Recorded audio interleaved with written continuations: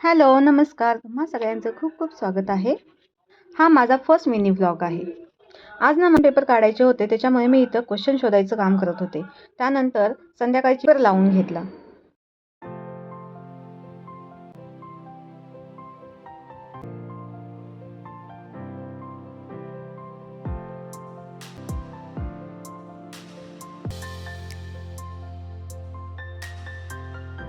Everyone, सकाळी चहा घेऊन दिवसाची सुरुवात केली. स्कूलला जायची तयारी चालूच होती. टिफिन वगैरे तयार झाले होते. देवाला दिवा लावला आणि टिफिन भरून घेतले. टाइम मिळाला तर पूर्ण देवपूजा करतेच, पण टाइम